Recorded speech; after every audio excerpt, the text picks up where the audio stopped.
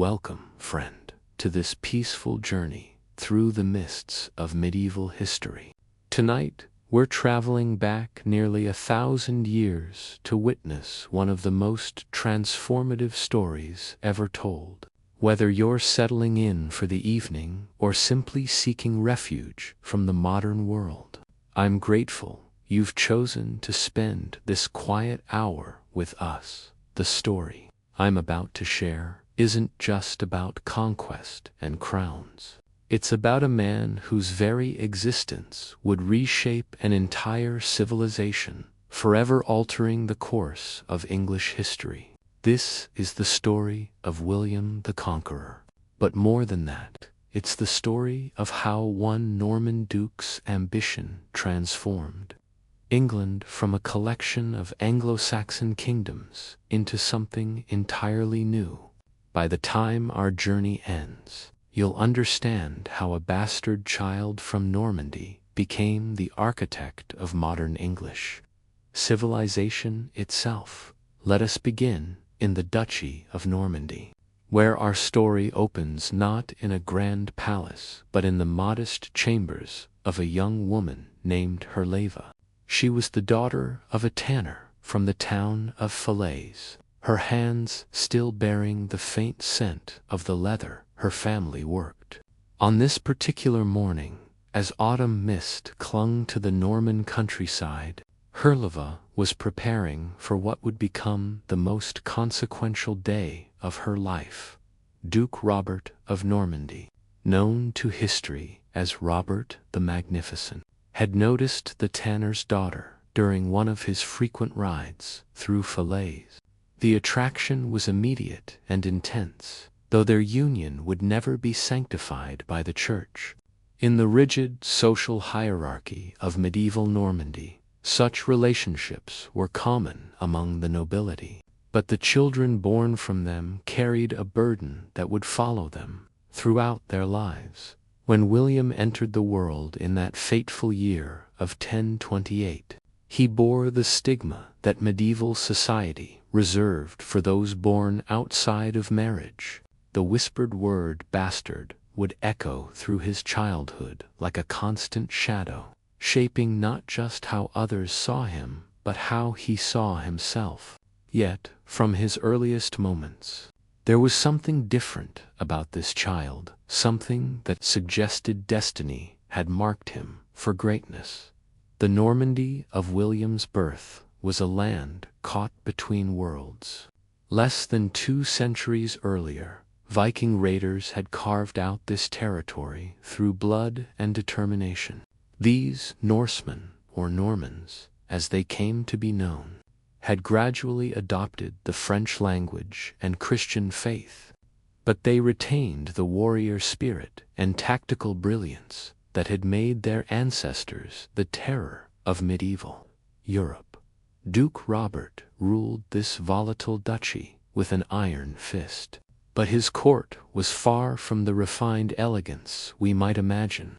The ducal residence at Rouen was a fortress first and a palace second, its great hall filled with the smoke of cooking fires and the constant murmur of armed men discussing matters of war and politics. Here, young William spent his earliest years absorbing the lessons of power and survival that would serve him throughout his extraordinary life. Even as a small child, William displayed the intense focus and physical prowess that would define his character. While other noble children played at games, he studied the movements of his father's knights, memorizing their techniques and strategies.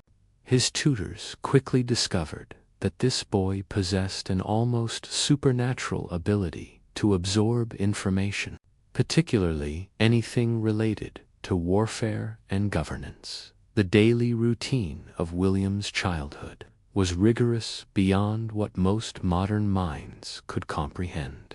He rose before dawn each morning, beginning his day with prayers in the cold stone chapel that adjoined the ducal residence. The Norman nobility took their Christian faith seriously, viewing it not as a mere formality, but as the foundation upon which all legitimate authority rested.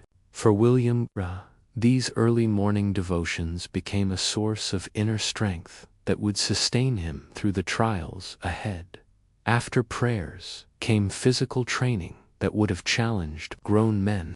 Norman warriors were renowned throughout Europe for their skill with sword and lance, their ability to fight both mounted and on foot, and their mastery of the complex tactics required for medieval warfare. William threw himself into this training with an intensity that impressed even the most battle-hardened veterans of his father's guard. The boy's weapons master was a grizzled veteran named Turld, who had fought alongside Duke Robert in campaigns across France and into Italy. Turld recognized something special in his young pupil, a combination of natural athleticism and cold analytical intelligence that marked William as a born warrior. Under Turld's guidance, William learned not just how to wield a sword, but how to think like a general, considering every possible advantage and disadvantage before committing to action. But William's education extended far beyond the arts of war. Duke Robert, despite his own reputation for violence and ambition, understood that ruling a duchy required more than just martial skill. He ensured that his son received instruction in Latin, the language of the Church, and of diplomatic correspondence. William studied the great works of classical antiquity, learning from the examples of Caesar and Alexander how great leaders had conquered and held vast territories. The political landscape of William's childhood was one of constant danger and opportunity. The French monarchy, weakened by internal conflicts and the growing power of its great vassals, exercised only nominal control over duchies like Normandy. This created a situation where ambitious nobles could carve out independent kingdoms through skill and audacity. But it also meant that every duke lived under the constant threat of invasion from jealous neighbors. Yet Duke Robert's court reflected this precarious balance between civilization and barbarism. During the day, the Great Hall might host learned discussions about theology or law, with clerks and scholars presenting complex arguments about the proper relationship between secular and religious authority. But as evening fell and wine flowed freely, the same hall would ring with the crude songs and violent boasts of men who had spent their lives taking what they wanted through force of arms. William observed all of this with the keen attention of a natural student of human nature. He learned to read the subtle signs that indicated when a seemingly jovial conversation was about to turn deadly, when a casual insult might trigger a blood feud that would last for generations. These lessons in the complex dynamics of medieval court life would prove invaluable when he later faced the challenge of ruling not just Norman warriors, but the sophisticated and fractious nobility of conquered England. The question of William's legitimacy hung over his childhood like a sword suspended by the thinnest of threads. While Duke Robert openly acknowledged his son and treated him as his heir, the boy's bastard status provided a convenient excuse for any noble who might wish to challenge his authority. Medieval law was complex and often contradictory regarding inheritance rights, particularly when illegitimate children were involved. This uncertainty forced William to develop qualities that legitimate heirs might never need. He could not rely solely on the automatic respect that came with unquestioned royal blood. Instead, he had to earn loyalty through demonstrated competence, inspire fear through displays of strength, and maintain power through constant vigilance against potential challenges. These harsh lessons of his youth would shape him into a leader who trusted no one completely, and who always prepared for the worst possible outcome. The Norman nobility who surrounded William during his formative years were a unique breed, combining Viking ruthlessness with continental sophistication. These were men whose grandfathers had sailed the northern seas as raiders, but who now styled themselves as Christian knights and patrons of learning. They built magnificent stone churches while simultaneously planning elaborate campaigns of conquest and plunder. Among these nobles, William learned the intricate code of honor and obligation that governed medieval society. A lord owed protection and justice to his vassals, while they owed him military service and unwavering loyalty. But these relationships were far more complex than simple contracts. They involved personal bonds forged through shared dangers, sealed by solemn oaths, and maintained through constant displays of mutual respect and trust. William's mother, Herleva, played a crucial role in shaping his character during these early years. Despite her humble origins, she possessed a keen intelligence and strong moral compass that impressed even the sophisticated nobles of Robert's court. She ensured that her son understood the importance of keeping his word, treating subordinates with fairness, and never forgetting the common people whose labor supported the entire feudal system. From Herleva, William learned that true strength came not from brutality, but from the ability to inspire others to follow willingly into danger. She taught him that even the mightiest duke was ultimately dependent upon the loyalty of farmers and craftsmen, soldiers and servants. This lesson would later influence William's approach to governing England, where he would prove more capable than most conquerors of winning the grudging acceptance of the conquered population. The religious atmosphere of William's childhood was intense and all-encompassing. The Norman Church, while nominally subject to papal authority, had developed its own distinctive character that reflected the warrior culture of the duchy. Norman bishops were often former soldiers who had taken holy orders later in life, and they preached a muscular Christianity that emphasized duty, courage, and the righteousness of fighting for just causes. William absorbed this religious worldview completely, developing a faith that was both deeply personal and intensely practical. He genuinely believed that God had chosen him for greatness, but he also understood that divine favor had to be earned through righteous action and careful preparation. This combination of spiritual confidence and practical caution would later enable him to undertake the seemingly impossible task of conquering England while maintaining his conviction that he was acting as God's instrument. As William grew from boy to young man, the violent realities of medieval politics began to intrude more directly upon his life.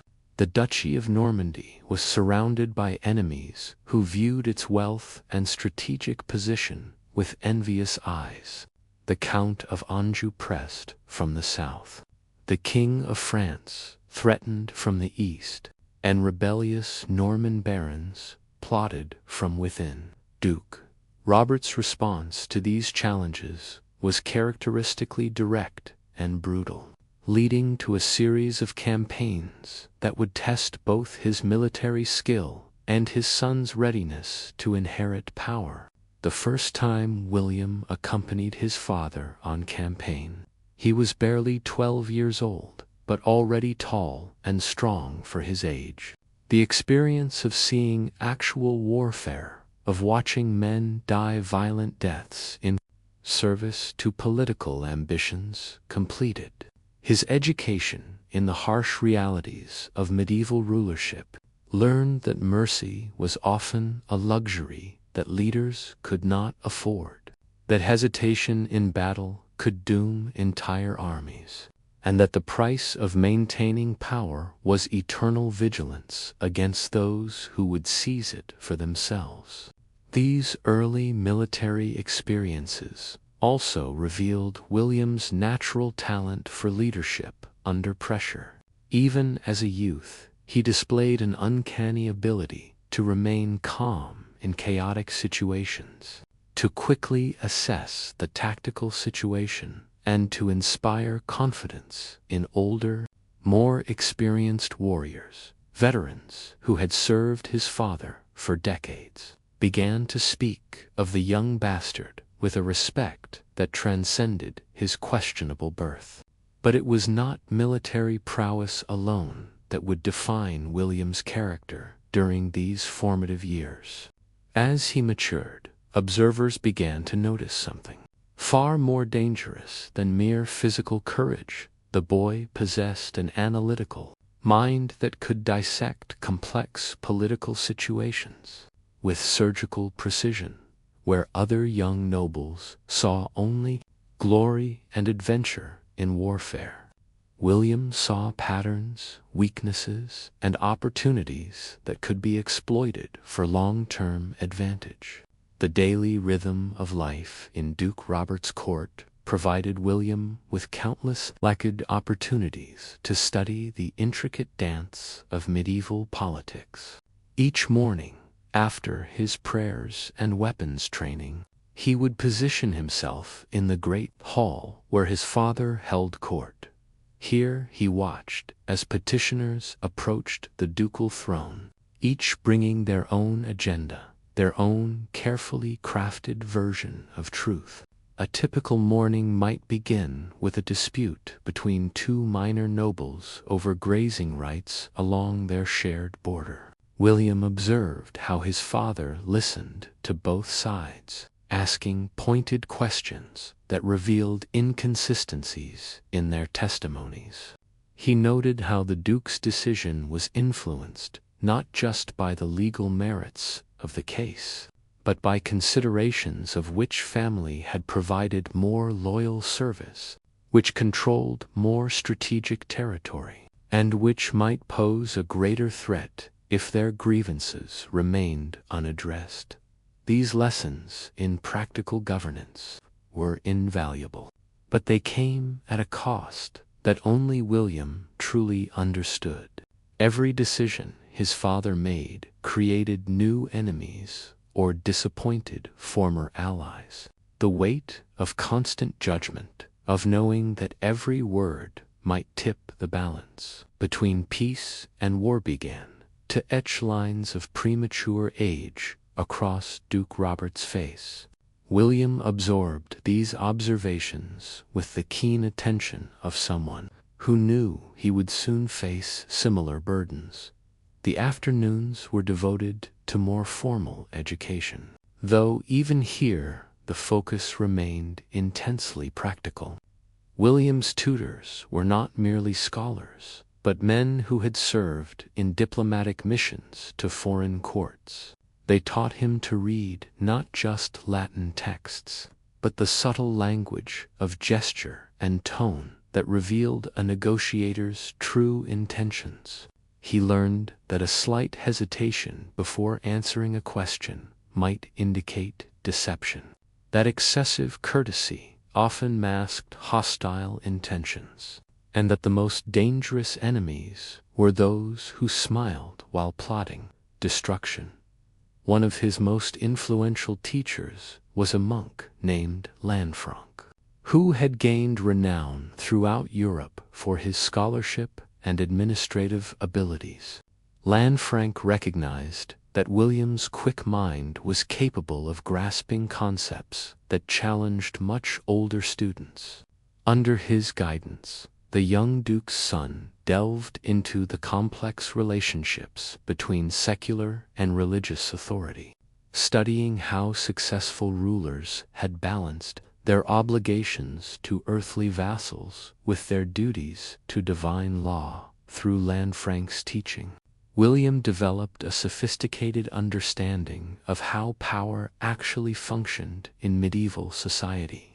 He learned that true authority rested not on force alone, but on the complex web of obligations, traditions, and beliefs that bound different social classes together.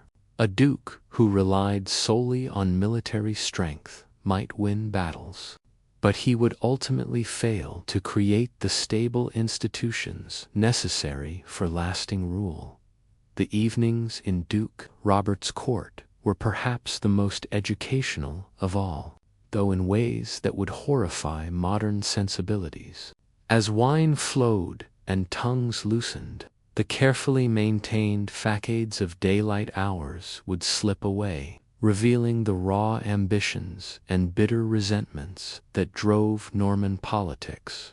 William learned to nurse his wine while others drank deeply, using their intoxication to gather intelligence about potential threats and opportunities. He discovered that the knight who had praised his father's wisdom during the morning court session harbored deep grievances about lands confiscated after a minor rebellion. He observed how seemingly loyal vassals would exchange meaningful glances when they thought no one was watching, coordinating positions that might later manifest as organized opposition.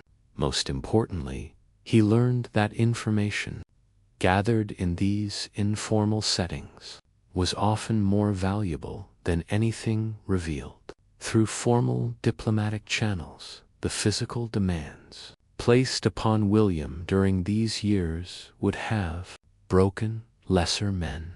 His daily routine began before sunrise and rarely ended before midnight.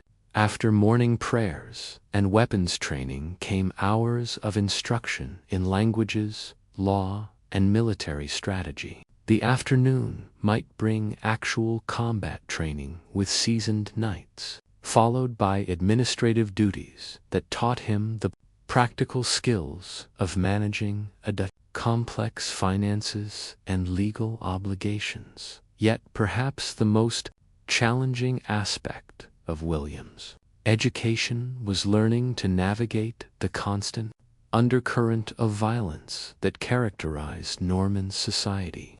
Disputes that might be resolved through legal proceedings in more peaceful times were settled through trial by combat or outright warfare. The young duke's son had to master not just the skills necessary to survive these encounters, but the political judgment required to know when violence was necessary and when it might prove counterproductive. His first real test came when he was 14 years old during a hunting expedition that turned into something far more dangerous. A group of minor nobles, emboldened by wine and long-standing grievances against Duke Robert's policies, decided to settle their differences with the ducal family through direct action. What began as casual conversation around the evening campfire gradually escalated into open challenges to William's legitimacy and his right to inherit his father's position. The situation was delicate beyond anything the young man had previously encountered. These were not foreign enemies who could be dealt with through straightforward military action, but Norman vassals whose loyalty was essential to the duchy's stability. Yet their challenge to his authority could not be ignored without appearing weak, which would only encourage more serious rebellions in the future. William's response revealed the political instincts that would later enable him to conquer and hold England. Rather than reacting with immediate anger or violence, he listened carefully to their complaints, acknowledging the legitimate grievances while firmly rejecting any challenge to his father's authority. When words proved insufficient to diffuse the situation, he issued challenges to single combat but structured them in ways that allowed his opponents to withdraw with minimal loss of face. The incident ended without bloodshed, but its lessons remained with William for the rest of his life. He had learned that the most dangerous enemies were often those closest to home, that legitimate grievances could be weaponized by ambitious rivals, and that successful leadership required the ability to project strength while offering face-saving alternatives to potential opponents.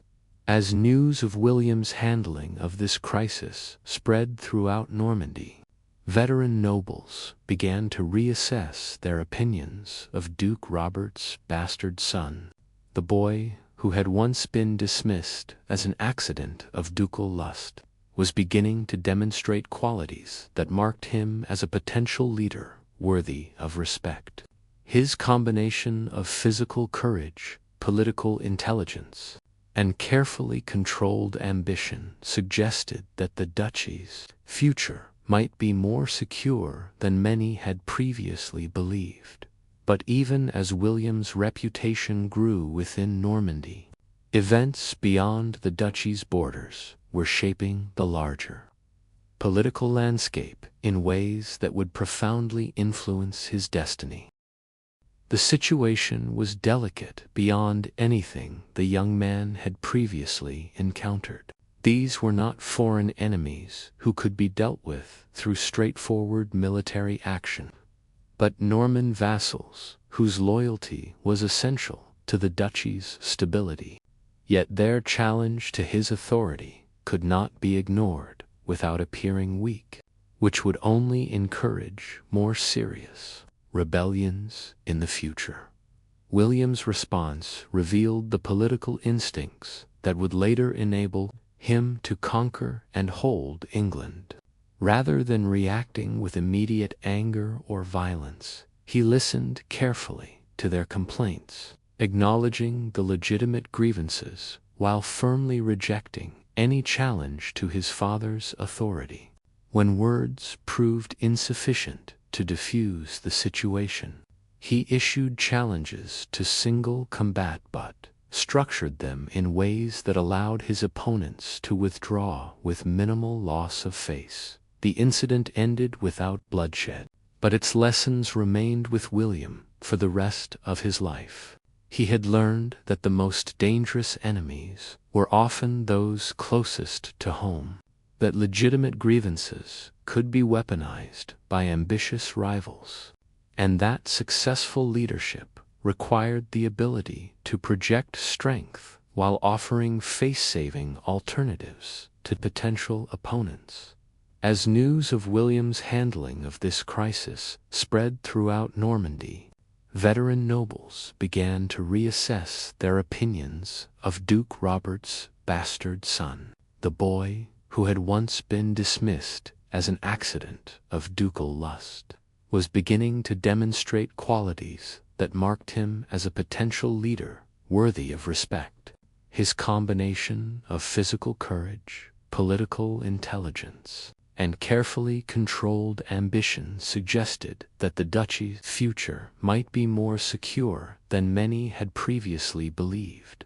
But even as William's reputation grew within Normandy, events beyond the duchy's borders were shaping the larger political landscape in ways that would profoundly influence his destiny.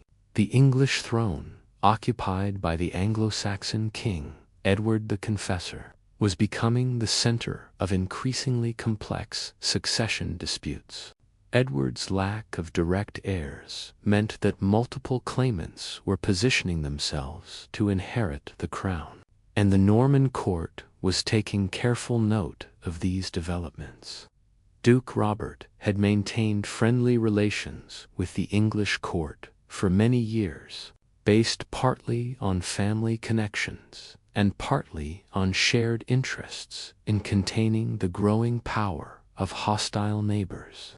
These relationships had provided young William with detailed knowledge of English politics and personalities information that would prove invaluable when he later decided to press his own claim to the English throne. The religious dimension of these political calculations was especially important in an age when divine approval was considered essential for legitimate rule. William's education had emphasized the complex relationship between earthly and spiritual authority, teaching him that successful conquest required not just military victory, but also acceptance by the conquered population's religious leaders. Through his studies with Lanfranc and other church scholars, William developed a sophisticated understanding of how religious reform movements could be used to legitimize political change.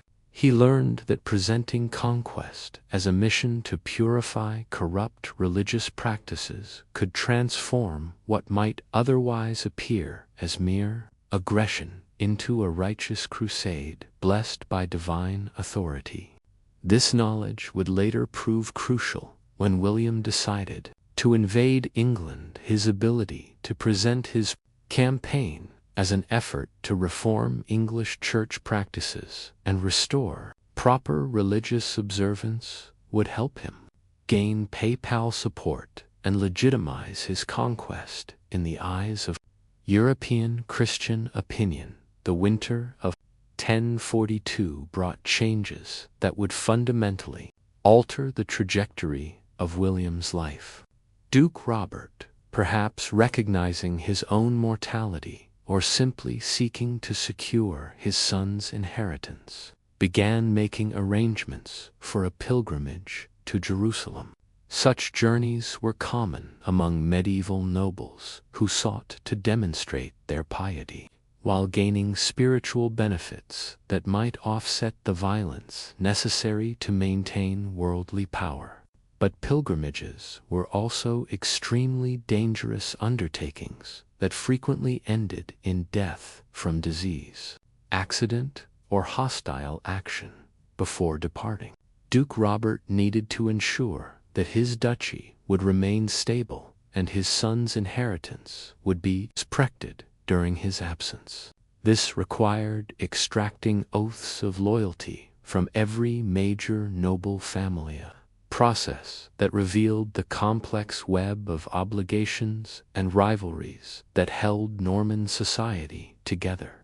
William watched these preparations with the intense attention of someone whose entire future depended on their success.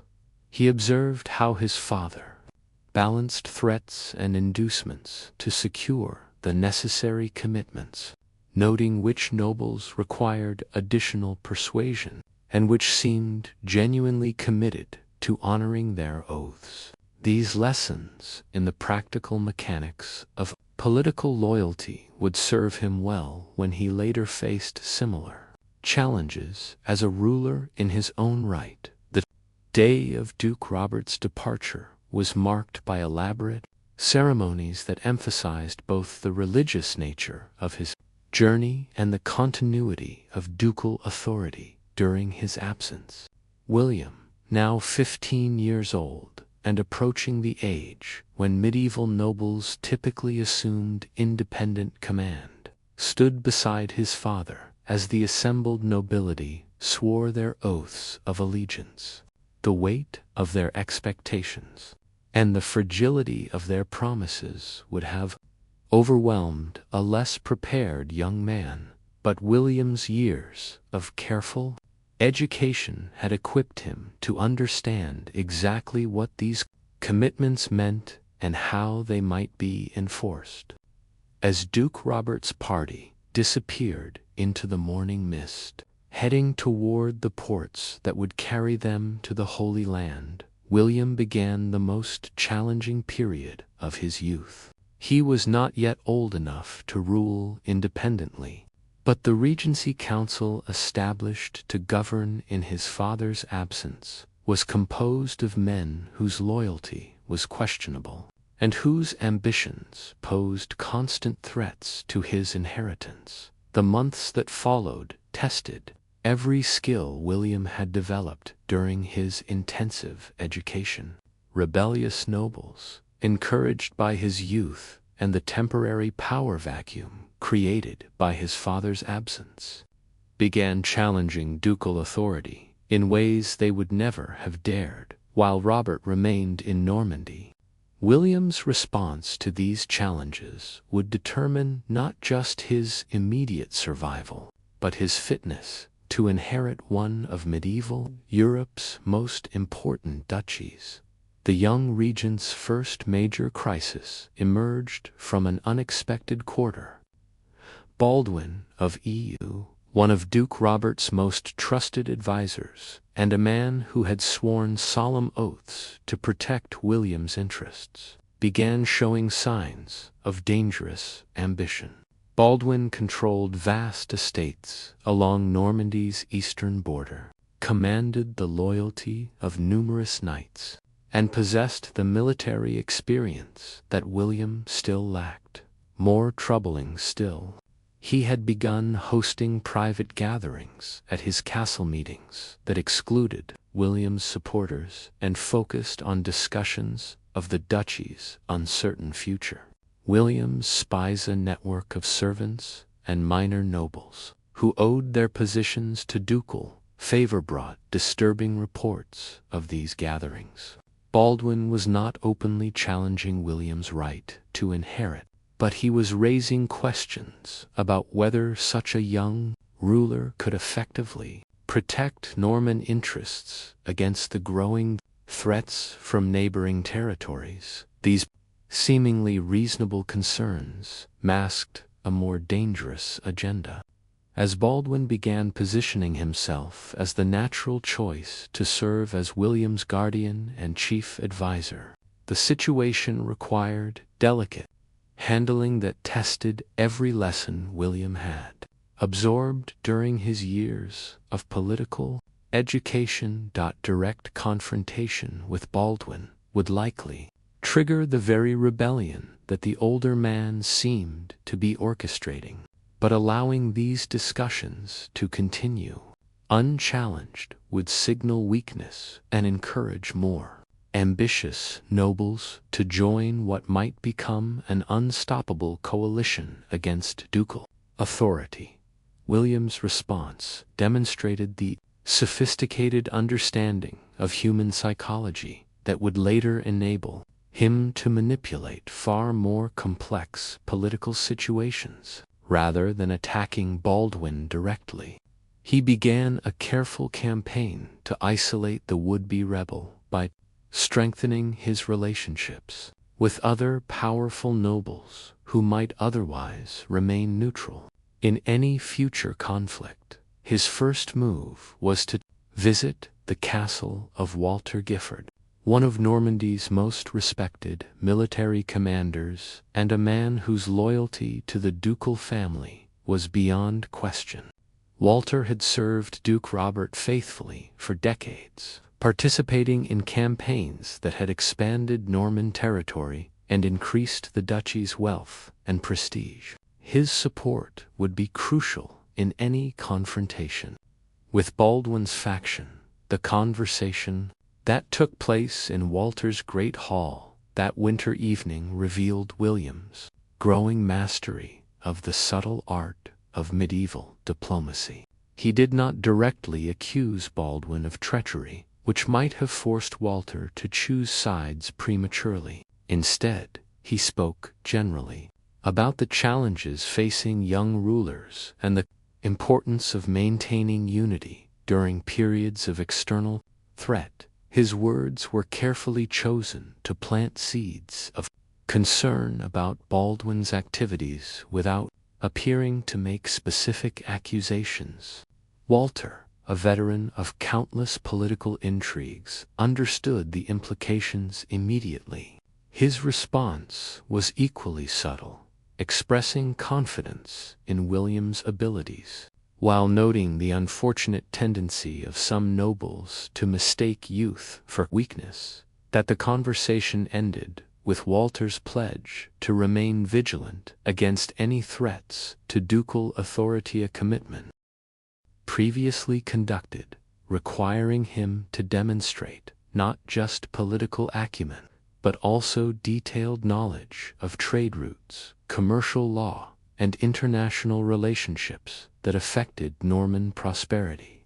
Nigel tested the young duke's son with questions that revealed whether he truly understood the complex economic foundations of ducal power. How would William protect merchant vessels from pirates operating out of hostile ports?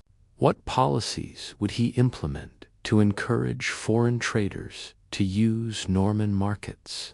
How would he balance the competing interests of different commercial guilds without triggering economic warfare between them?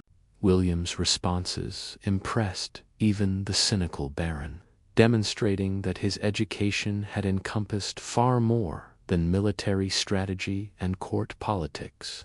He spoke knowledgeably about currency, exchange rates, harbor facilities, and the diplomatic agreements that facilitated international commerce.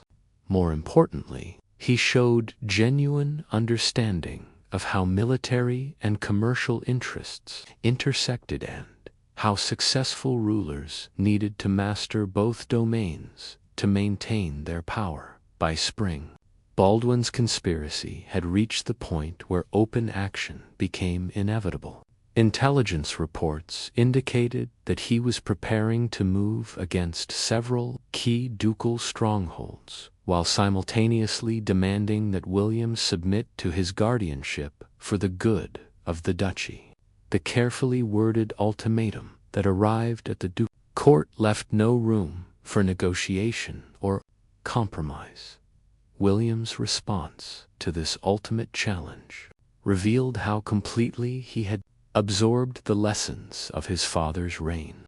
Rather than reacting with the impulsive anger that might be expected from a teenager faced with such a threat, he methodically activated the coalition he had spent months building. Messages went out to loyal nobles throughout Normandy, calling them to honor their oaths and defend legitimate ducal authority against treasonous rebellion. The speed and efficiency of William's mobilization caught Baldwin completely off guard. The older man had calculated that the young duke's inexperience would prevent effective resistance to his coup attempt. Instead, he found himself facing a coordinated response from forces that outnumbered his own supporters and enjoyed superior strategic positions throughout the duchy. The confrontation that followed was brief but decisive. Baldwin's forces, discovering that they were isolated and outnumbered, began defecting to William's side before any major battle could take place. The would-be rebel, recognizing that his position had become untenable, attempted to flee to friendly territory beyond Normandy's borders. He was captured before reaching safety, bringing to an end the first serious challenge to William's inheritance. The trial and execution of Baldwin DEU marked a turning point in William's development as a ruler. The young man who had once relied on his father's protection now demonstrated that he possessed the ruthless decisiveness necessary to maintain power in medieval society. But he also showed mercy to Baldwin's followers, who had been deceived into supporting the rebellion. Understanding that excessive vengeance might create new enemies and undermine the stability he was trying to preserve, the successful suppression of Baldwin's revolt established William's reputation throughout Normandy and beyond as a leader who combined youthful energy with mature political judgment. Foreign courts that had been watching the duchy for signs of weakness now recognized that Robert's son possessed the qualities necessary to maintain Norman power and independence. This recognition would prove crucial as William began to contemplate more ambitious enterprises than merely defending his inherited territories. The summer following Baldwin's defeat brought news that would forever change the trajectory of William's life. Messengers arriving from the Holy Land carried word that Duke Robert had died of fever while returning from his pilgrimage, making the 8-year-old William the undisputed ruler of Normandy. The transition from regent to duke required new ceremonies and fresh oaths of allegiance. But the political groundwork laid during the previous months ensured that these formalities proceeded smoothly. William's first actions as duke revealed the ambitious vision that would eventually lead him to attempt the conquest of England, rather than simply maintaining the status quo inherited from his father. He began implementing reforms designed to strengthen ducal authority, expanding Norman influence beyond traditional boundaries. These changes reflected his understanding that survival in medieval politics required constant growth and adaptation. His administrative reforms focused on creating more efficient systems for collecting taxes and raising armies.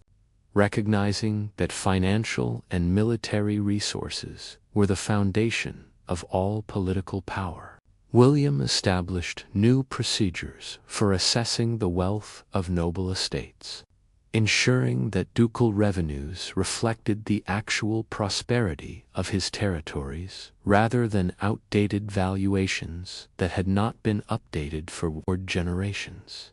The military reforms were equally significant, introducing training standards and equipment requirements that transformed Norman forces into the most professional army in Western Europe. William understood that future conflicts would require not just brave warriors, but disciplined soldiers capable of executing complex tactical maneuvers under battlefield conditions.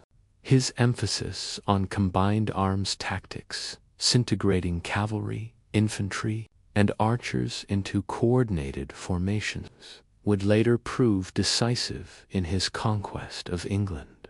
But perhaps most importantly, William began cultivating relationships with foreign courts that would provide him with allies and intelligence when he eventually decided to pursue claims beyond Normandy's borders. His diplomatic initiatives reached from the papal court in Rome to the royal courts of France and England, creating networks of communication and influence that would serve him throughout his career. The English connection proved particularly significant as William learned more about the complex succession disputes surrounding King Edward the Confessor's throne.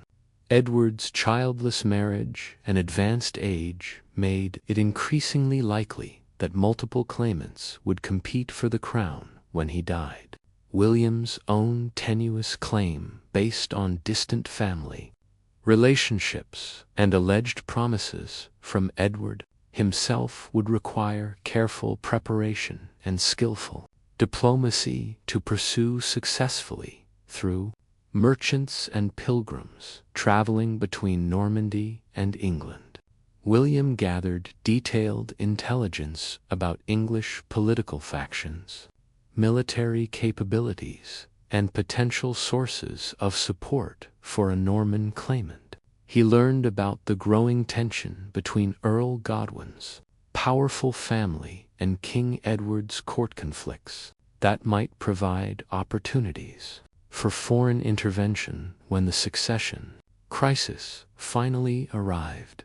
The religious dimension of William's preparations involved strengthening his relationship with reform movements within the church that viewed the English religious establishment as corrupt and in need of purification. his patronage of monasteries and support for scholarly activities created connections with influential clerics who might later provide theological justification for his conquest of England as William entered his 20s. Observers throughout Europe began recognizing that the young Duke of Normandy possessed qualities that marked him as a potential conqueror rather than merely a capable administrator of inherited territories. His combination of military skill, political intelligence, and ruthless ambition suggested that he might attempt enterprises that would either establish him among history's greatest rulers or destroy everything his ancestors had built in Normandy. The stage was being set for conflicts that would reshape the political map of Western Europe, with William emerging as one of the central figures in dramas that would determine whether Norman culture would remain confined to its original boundaries or expand to transform entire kingdoms.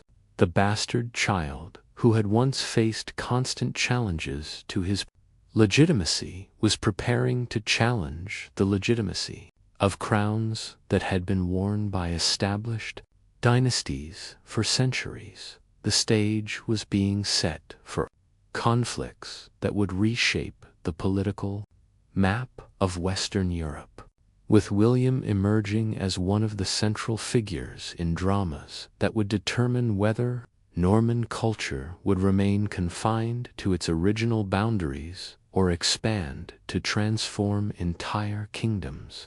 The bastard child, who had once faced constant challenges to his legitimacy, was preparing to challenge the legitimacy of crowns that had been worn by established dynasties for centuries. The transformation of William from defensive regent to aggressive conqueror was gradual but unmistakable to those who observed his court.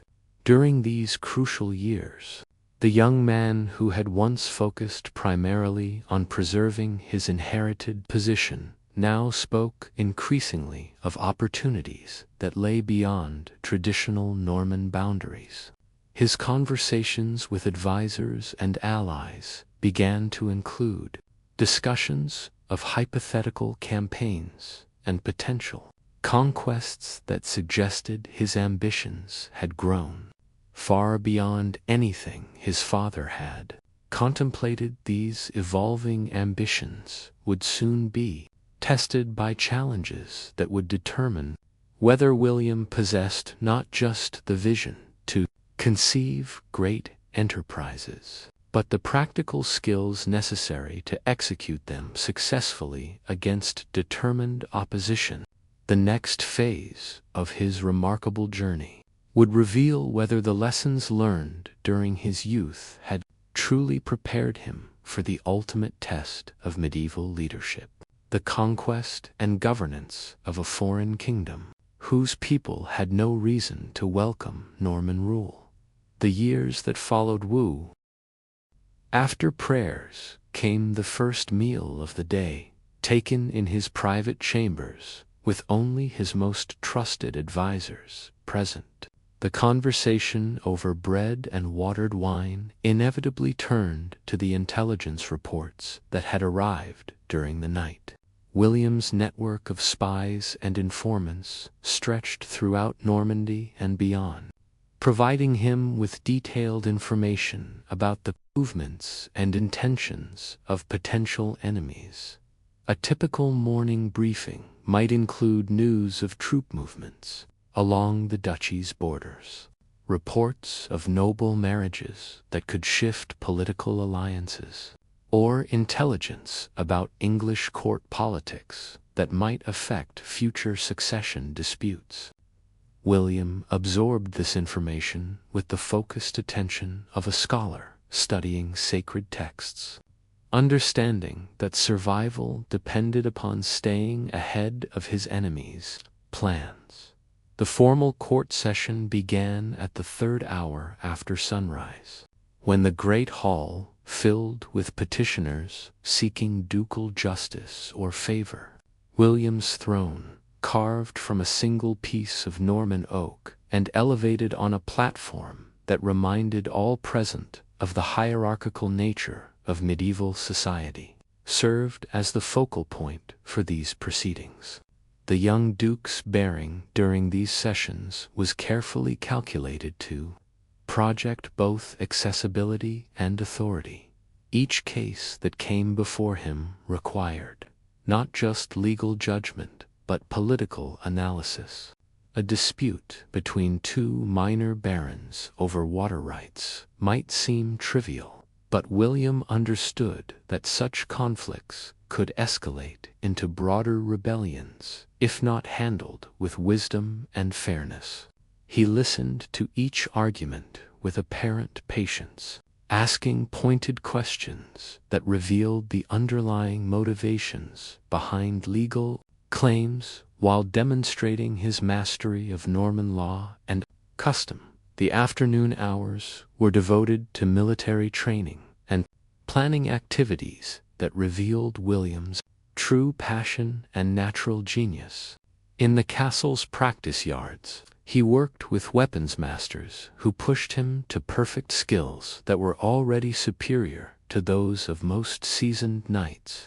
His sword work combined the brutal efficiency valued by Norman warriors with a tactical sophistication that reflected his analytical mind's application to combat techniques. But it was in strategic planning sessions that William's exceptional abilities became most apparent.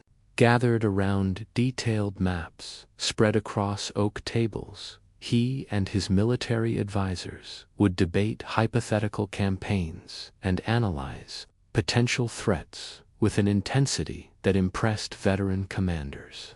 William's questions revealed not just theoretical knowledge but practical understanding of the logistical challenges that determined whether military operations succeeded or failed. How many horses would be required to transport supplies for an army across hostile territory? What seasonal factors might affect the availability of forage for cavalry mounts? How could coastal fortifications be reduced without siege engines that would be difficult to transport by sea? These were the types of problems that occupied William's attention during long winter evenings, when other young nobles might have been content with entertainment and leisure. The social obligations of ducal life required William to maintain a court that reflected Norman culture's unique blend of warrior tradition and continental sophistication. Evening meals in the Great Hall were elaborate affairs that served multiple purposes beyond simple nourishment. The careful arrangement of seating reflected current political relationships, while the quality of food and wine demonstrated the duchy's prosperity to visiting dignitaries and potential allies. During these gatherings, William displayed the social skills that were as essential to medieval leadership as military prowess. He could engage learned clerics in theological discussions that revealed the depth of his education while simultaneously charming visiting merchants with detailed knowledge of trade routes and commercial opportunities. His ability to adapt his conversation to his audience's interests and concerns helped him build the broad coalition of supporters that would later prove essential to his success. The entertainment provided during these evening gatherings reflected Norman society's complex cultural identity. Singers might perform ancient Norse sagas that celebrated the warrior virtues of William's Viking ancestors, followed by more refined French poetry that demonstrated the duchy's adoption of continental literary traditions. William himself was known to participate in these performances. His powerful voice carrying traditional songs that connected him to the common soldiers who would follow him into battle. But beneath the surface of courtly refinement, the constant undercurrent of violence that characterized medieval life was never far from view. Disputes that began with words in the great hall might end with swords in the castle yard. William learned to read the subtle signs that indicated when seemingly friendly conversations were turning dangerous, developing the political instincts necessary to diffuse potential conflicts. Before they could destabilize his court, the administrative demands of governing Normandy required William to master skills that were far removed from the romantic image of medieval knighthood. Long hours spent reviewing tax assessments and legal documents taught him the unglamorous realities of political power. He learned that maintaining an army capable of defending the duchy required not just brave warriors, but efficient systems for collecting the revenues that paid for weapons, armor, and supplies. His personal involvement in these administrative details set him apart from many contemporary rulers who preferred to delegate such mundane matters to subordinates. William understood that effective leadership required comprehensive knowledge of every aspect of governance, from the grand strategies that shaped foreign policy to the minute regulations that governed market activities. In Norman towns, the correspondence that flowed to and from William's court provided him with a graduate education in international diplomacy.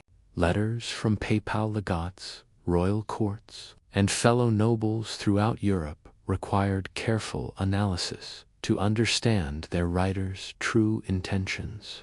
The formal language of medieval diplomacy concealed as much as it revealed, requiring recipients to read between the lines to discern whether seemingly friendly communications contained hidden threats or unexpected opportunities.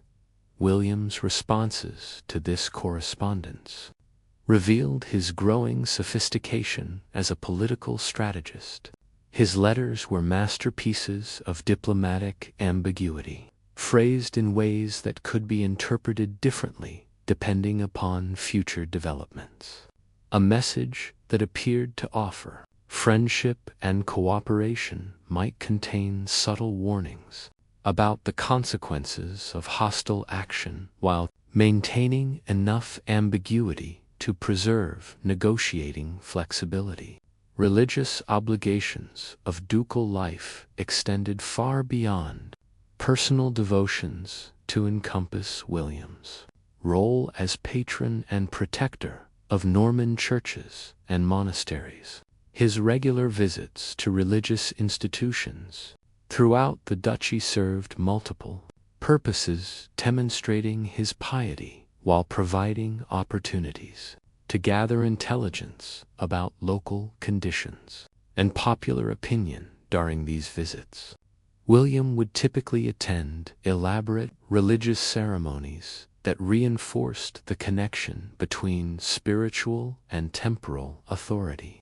His prominent participation in these rituals sent clear messages about his commitment to Christian values, while his generous donations to religious institutions created networks of clerical supporters who would later provide crucial legitimacy for his more ambitious enterprises. The monks and priests who served these institutions were often among the most educated members of Norman society, possessing knowledge of foreign languages, classical literature, and contemporary political developments that made them valuable sources of information and advice.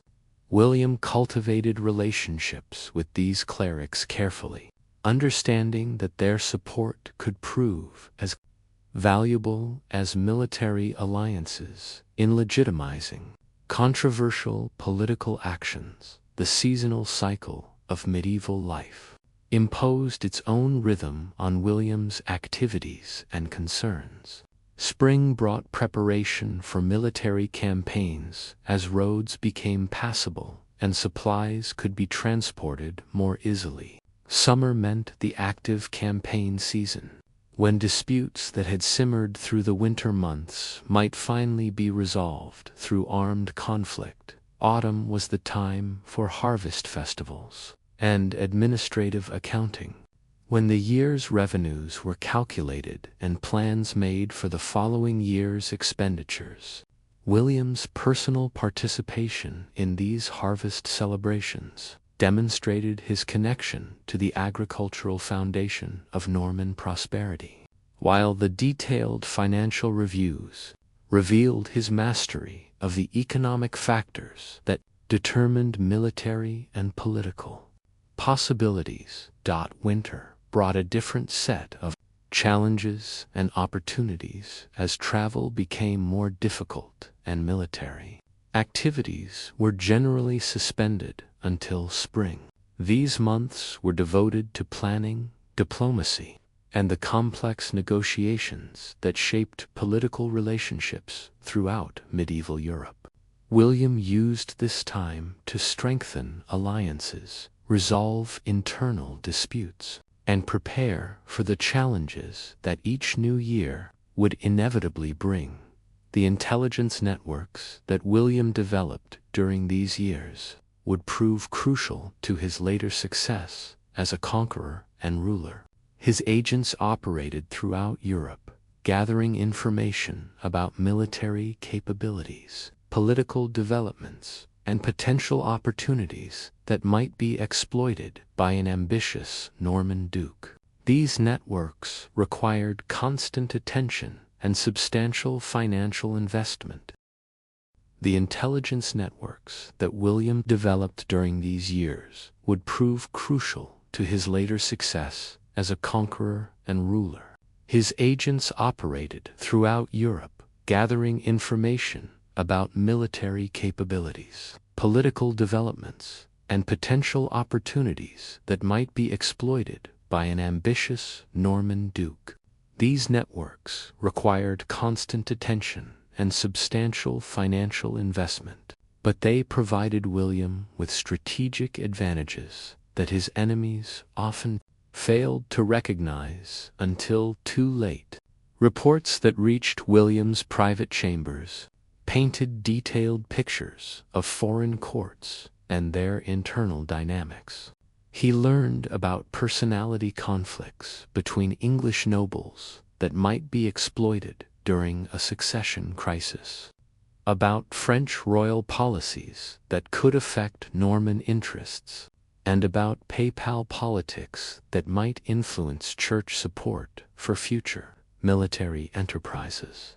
The personal relationships that William built during his daily interactions with nobles, clerics, merchants, and common soldiers created the foundation for the loyalty that would later enable him to undertake seemingly impossible ventures.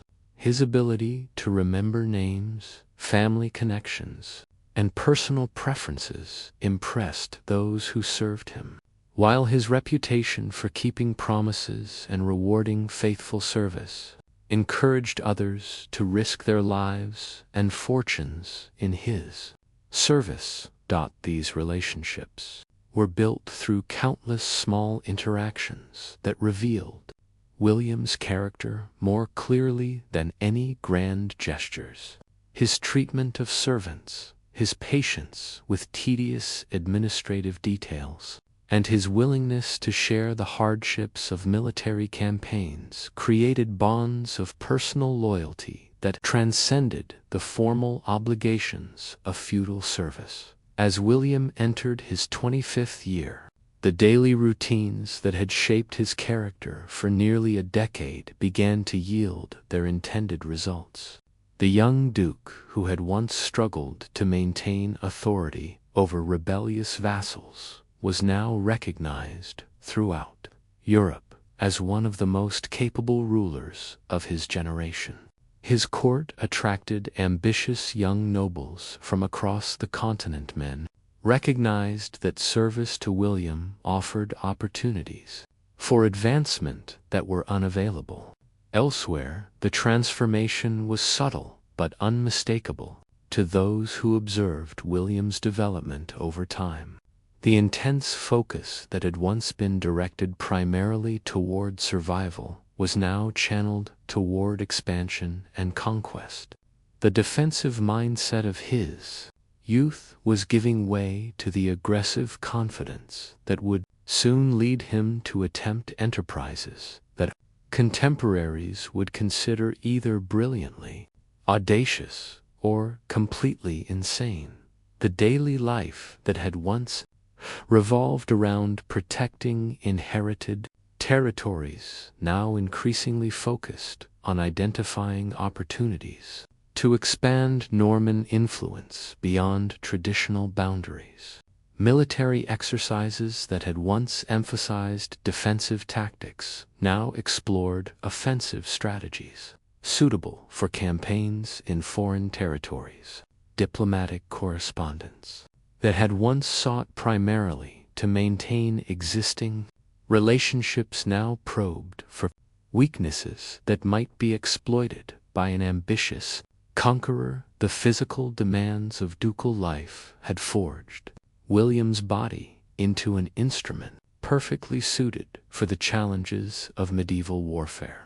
Years of daily weapons training had given him strength and endurance that impressed even professional soldiers, while his participation in actual campaigns had provided the practical experience necessary to lead men effectively under battlefield conditions. His intellectual development had been equally impressive, transforming a naturally intelligent youth into a sophisticated strategist capable of managing complex political and military operations simultaneously. The combination of theoretical knowledge gained through formal education and practical wisdom acquired through direct experience created a leader uniquely equipped to succeed in the chaotic environment of medieval politics. The economic foundation of Norman power had been systematically strengthened through William's administrative reforms and commercial policies. The duchy's revenues had grown substantially under his rule, providing the financial resources necessary to maintain larger armies and undertake more ambitious enterprises than previous generations of Norman rulers had attempted. Military capabilities at William's disposal reflected both the traditional strengths of Norman warfare and innovative adaptations that gave his forces advantages over conventional medieval armies. His emphasis on professional training, standardized equipment, and coordinated tactics created military units that could execute complex maneuvers under combat conditions while maintaining the individual courage and skill that characterized Norman warriors. As the 1050s approached, William's daily routine increasingly included discussions and preparations that suggested his ambitions had grown far beyond anything his predecessors had contemplated. The intelligence reports that crossed his desk now included detailed assessments of English military capabilities, analyses of potential landing sites along the English coast, and evaluations of political factions that might support or oppose a Norman invasion. The correspondence flowing from his court now reached contacts throughout Europe who might provide crucial support for unprecedented enterprises. Papal legates received carefully crafted arguments about the need for church reform in England, while potential allies were offered incentives that might secure their cooperation in hypothetical future campaigns. The transformation of William from cautious defender to ambitious conqueror, was approaching completion, setting the stage for events that would reshape the political landscape of Western Europe. The daily routines that had once focused on survival and consolidation were now directed preparation for ventures that would either establish William among history's greatest conquerors or destroy everything he had worked to build in Normandy. The bastard child, who had once faced constant challenges to his legitimacy, was preparing to challenge the legitimacy of the English crown itself, confident that the lessons learned through years of careful preparation had equipped him with the knowledge and capabilities necessary to succeed where others had failed. The next phase of his remarkable journey would test whether this confidence was justified or whether it would lead to the destruction of everything he had accomplished during his extraordinary rise to power. The morning of October 14th, 1066, would dawn crisp and clear over the rolling hills of Sussex, but William could not have known, as he went through his daily preparations in the autumn of 1051, that this date would forever mark the culmination of everything he was building toward. The intelligence reaching his private chambers that year painted an increasingly detailed picture of opportunities that lay across the English Channel, opportunities that would require every skill he had developed and every alliance he had forged. The English court of King Edward the Confessor was fracturing along predictable lines, with Earl Godwin of Wessex and his ambitious sons positioning themselves as the dominant force in English politics. William's spies reported that tensions between the Godwin family and the king had reached dangerous levels, creating instabilities that a skilled foreign observer might eventually exploit. More intriguingly, these same reports suggested that King Edward, perhaps seeking to balance Godwin's growing power, had been making overtures to Norman nobles about potential future arrangements. In his private study, surrounded by maps, but beneath the surface of courtly refinement, the constant undercurrent of violence that characterized medieval life was never far from view. Disputes that began with words in the great hall might end with swords in the castle yard. William learned to read the subtle signs that indicated when seemingly friendly conversations were turning dangerous, developing the political instincts necessary to diffuse potential conflicts. Before they could destabilize his court, the administrative demands of governing Normandy required William to master skills that were far removed from the romantic image of medieval knighthood. Long hours spent reviewing tax assessments and legal documents taught him the unglamorous realities of political power. He learned that maintaining an army capable of defending the duchy required not just brave warriors, but efficient systems for collecting the revenues that paid for weapons, armor, and supplies. Taught his personal involvement in these administrative details set him apart from many contemporary rulers who preferred to delegate such mundane matters to subordinates. William understood that effective leadership required comprehensive knowledge of every aspect of governance, from the grand strategies that shaped foreign policy to the minute regulations that governed market activities. In Norman towns, the correspondence that flowed to and from William's court provided him with a graduate education in international diplomacy. Letters from papal legates, royal courts, and fellow nobles throughout Europe required careful analysis to understand their writers' true intentions. the formal language of medieval diplomacy concealed as much as it revealed, requiring recipients to read between the lines to discern whether seemingly friendly communications contained hidden threats or unexpected opportunities. William's responses to this correspondence revealed his growing sophistication as a political strategist. His letters were masterpieces of diplomatic ambiguity, phrased in ways that could be interpreted differently depending upon future developments. A message that appeared to offer friendship and cooperation might contain subtle warnings, be encountered during actual warfare, hunting expeditions that lasted for weeks in harsh weather, military exercises that pushed participants to their physical limits, and diplomatic missions that required courage and discretion all served as proving grounds for the loyalty that would be essential when decisive action became necessary. The spring of 1055 brought developments that seemed to validate William's patient preparation while simultaneously creating new urgencies that demanded immediate attention.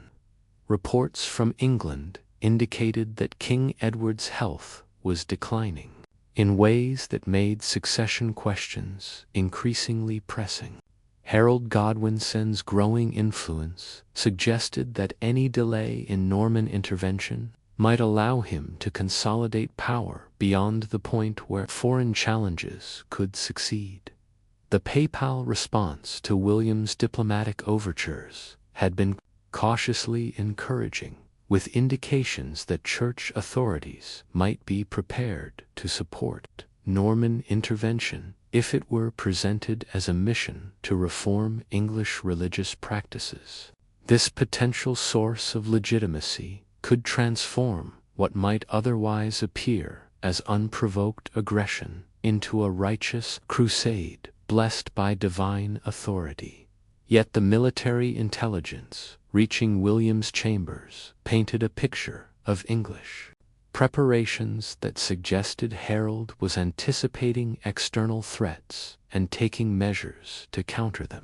Coastal defenses were being strengthened, military units were being expanded and retrained, and diplomatic initiatives were being launched to secure potential allies who might assist English resistance to foreign invasion. The strategic situation was evolving rapidly in directions that created both opportunities and dangers for Norman ambitions. The window of time during which English vulnerabilities might be exploited was narrowing, while the capabilities necessary for successful intervention were still being developed.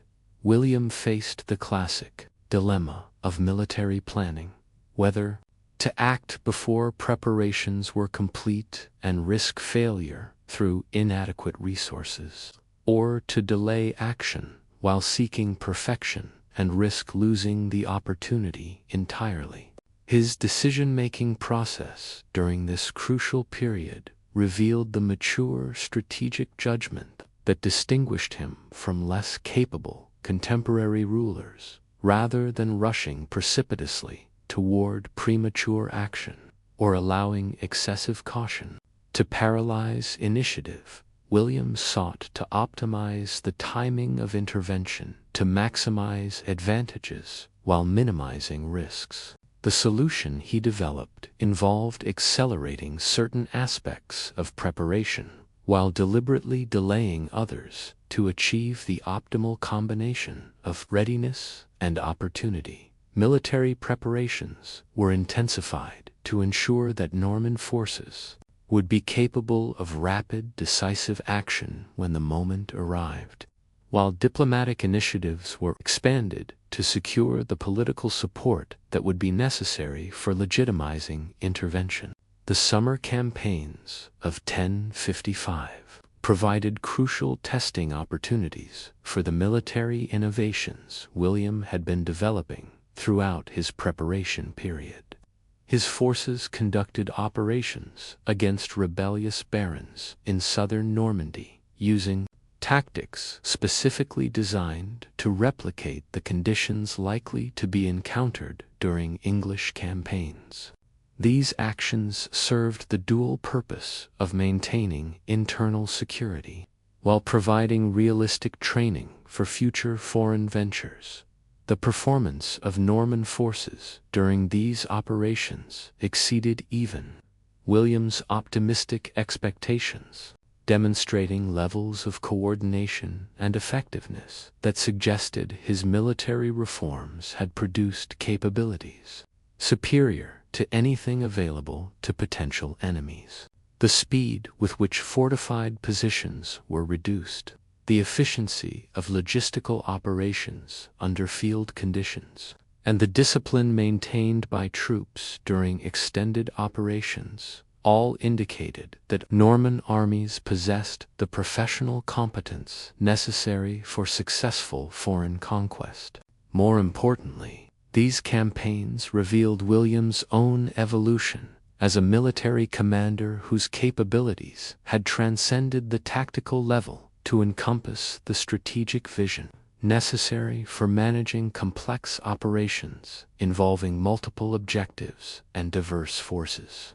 His ability to coordinate military action with political initiatives, to adapt plans in response to changing circumstances, and to maintain the confidence of subordinates during periods of uncertainty, marked him as a leader capable of succeeding at enterprises that would challenge the greatest commanders in history.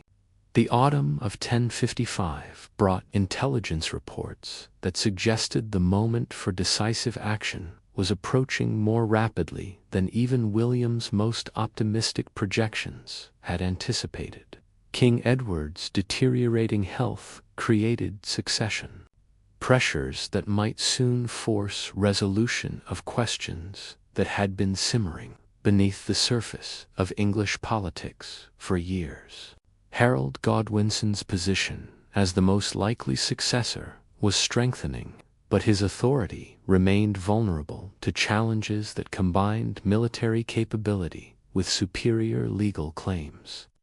The papal court had responded favorably to William's latest diplomatic overtures, indicating that church support for Norman intervention was moving from possibility toward probability. The theological arguments that presented English conquest as religious reform were gaining acceptance among influential clerics who possessed the authority to provide official sanction for military action.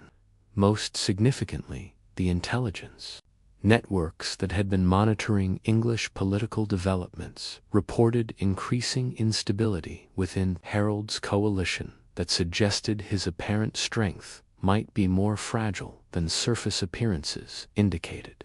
Ambitious nobles who had accepted his leadership during the consolidation period following his father's death were beginning to question whether their interests were being adequately served by his policies.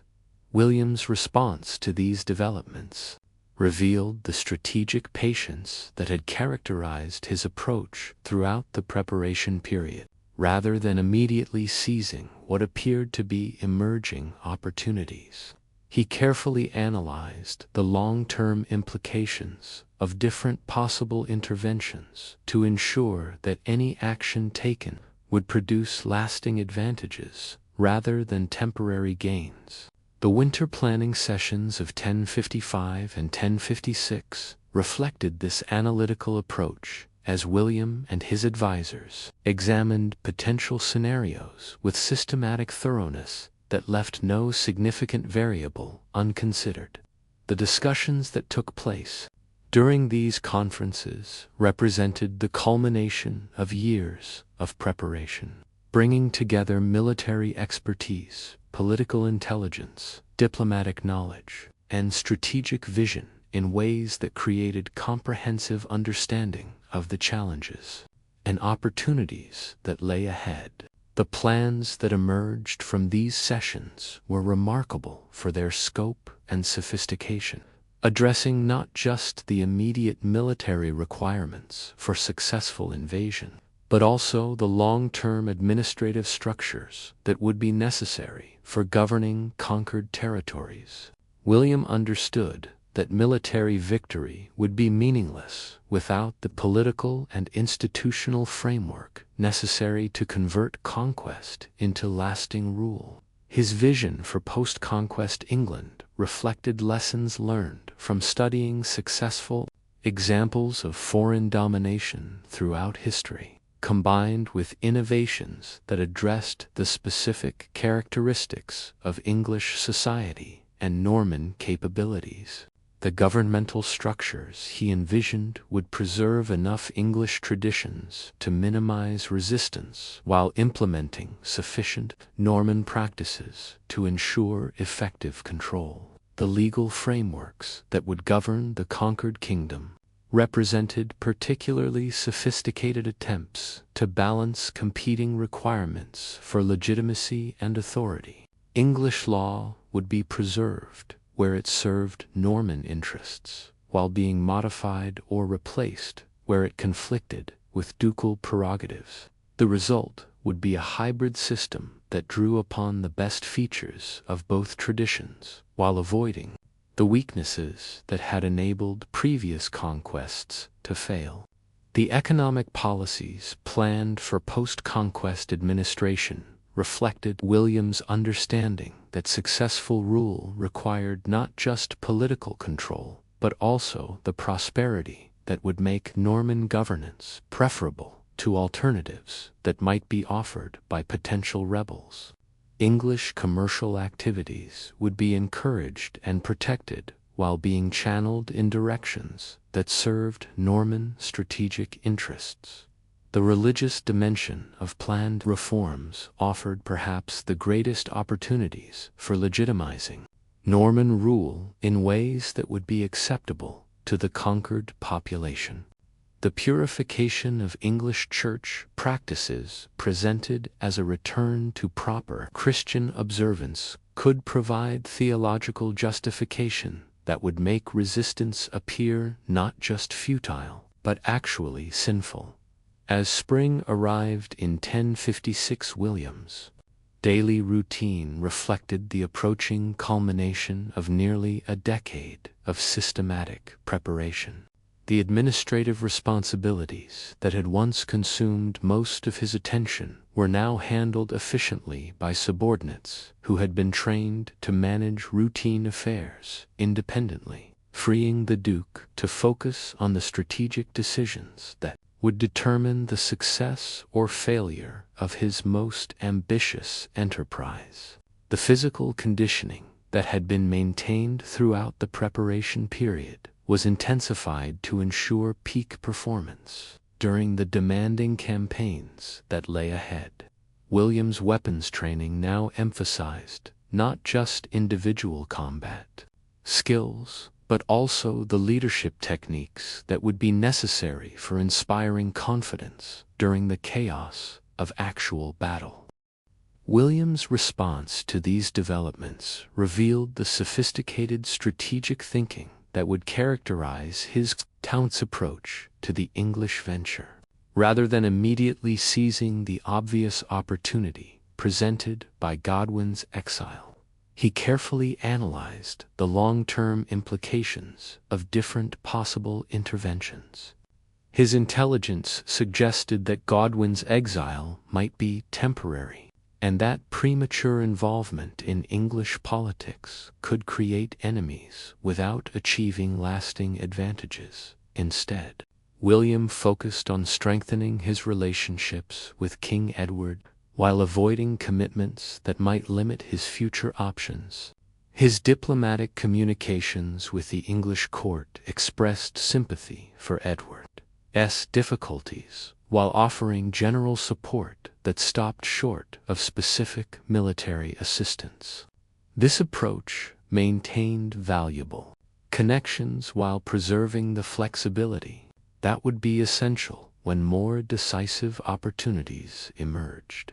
summer campaigning season of 1052 provided William with opportunities to test military innovations that might prove valuable in future English campaigns. His forces conducted exercises that emphasized rapid deployment and coordinated attacks against fortified position scenarios that reflected the challenges likely to be encountered during invasion operations.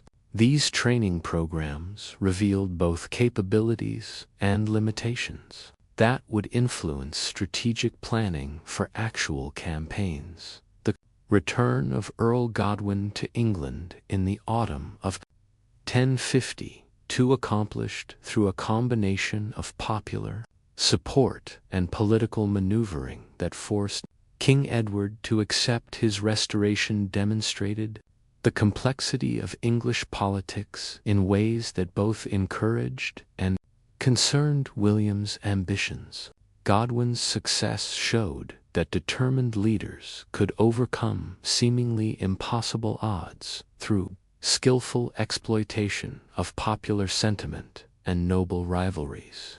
But it also revealed the resilience of established English political networks that might resist foreign intervention more effectively than William had initially calculated.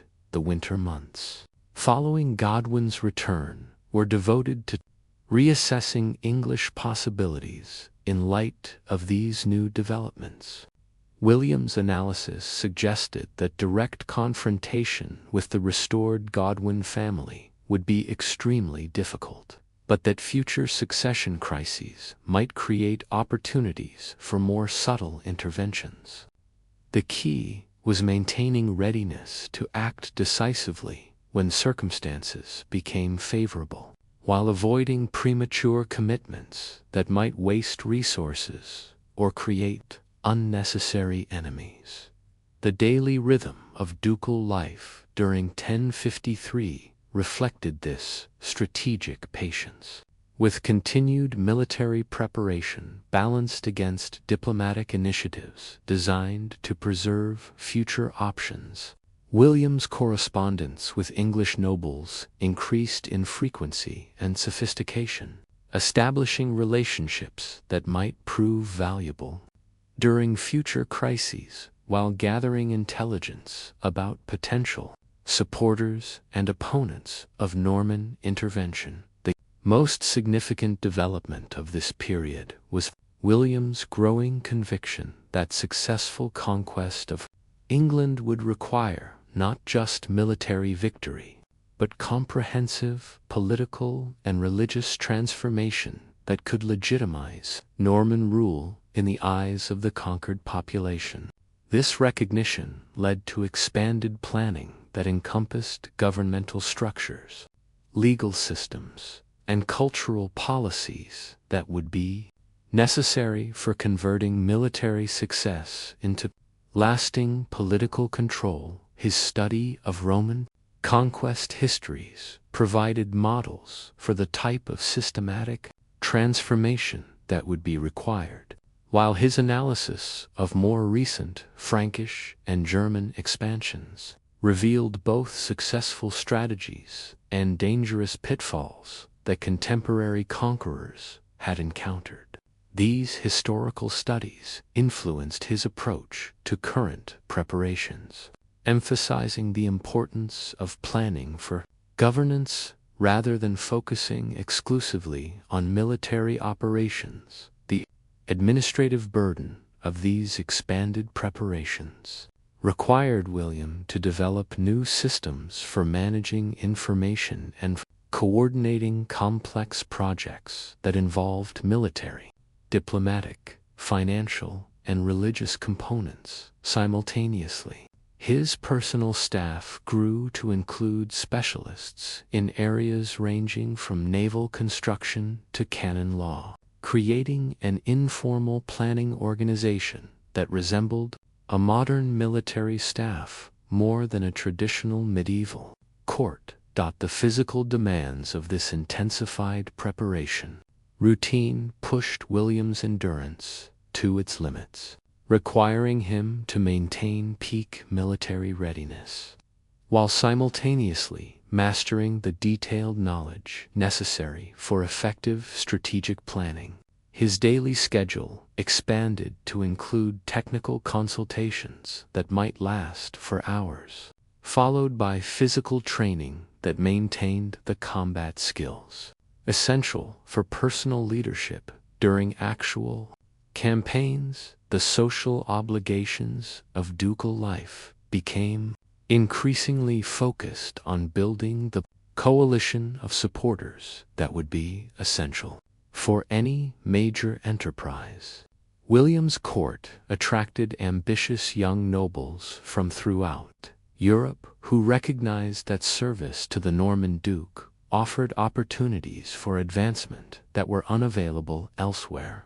These relationships, built through shared hardships and mutual respect, created bonds of personal loyalty that would prove crucial during the challenges ahead. The evening gatherings in William's Great Hall increasingly resembled planning sessions rather than traditional entertainment, with discussions of hypothetical scenarios that tested different approaches to complex strategic problems.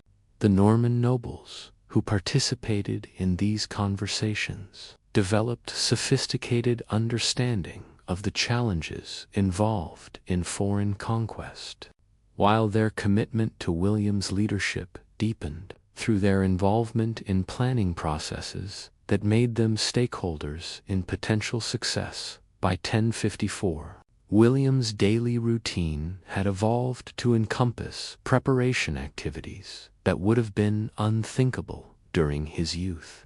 The defensive mindset that had once characterized his approach to leadership had been completely replaced by aggressive confidence in his ability to undertake enterprises that would either establish him among history's greatest conquerors or destroy everything he had built in Normandy. The transformation was evident in every aspect of his behavior, from the tactical exercises that now emphasized offensive operations in foreign territory to the diplomatic initiatives that probed for opportunities to exploit weaknesses in neighboring kingdoms. The young man who had once struggled to maintain authority over rebellious vassals was now planning campaigns that would challenge the established order throughout Western Europe. The intelligence reaching his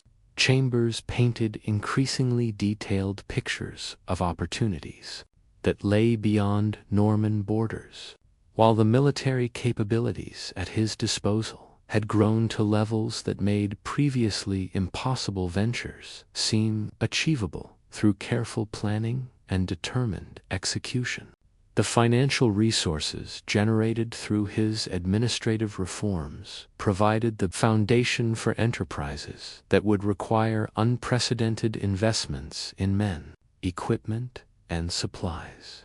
Most importantly, the personal relationships and institutional structures that William had built during his years as Duke created the political foundation necessary for sustained campaigns in foreign territory.